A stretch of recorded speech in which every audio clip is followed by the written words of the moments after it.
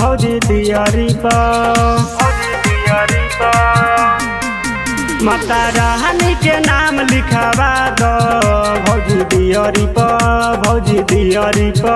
नहीं लागी ना केहू के नजर कबो सटी ना डईनी पजर सब छोड़ तू भैरो जी के दीदिया तेरा वाली के नाम लिखावा लो भौजी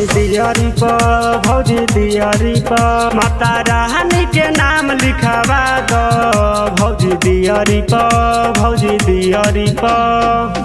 तेरा वाली के नाम लिखावा लो माता रानी के नाम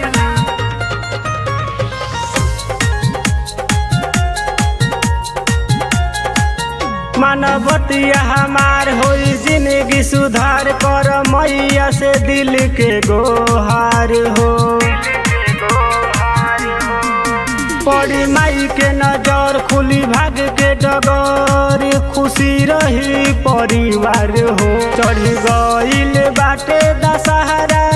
होई डईन के रात भर पहरा दिया बतिलिया के 12 डिबिया शेरा बहाली के नाम लिखावा दो भौजी दियारी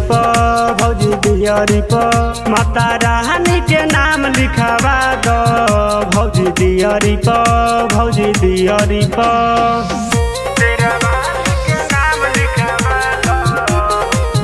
माता रानी के नाम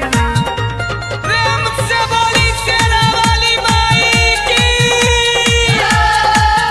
कहे संदीप शंकर संगे जाइल बानी हम माई के नारियल चढ़ावे हो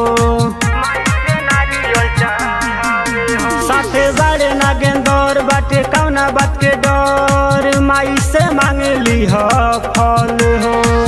बाटे गौआ नगर में हाला दियरी घर घर पूजाला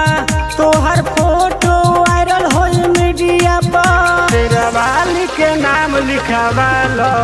भौजी दियारी माता रानी के नाम लिखावा दो भौजी दियारी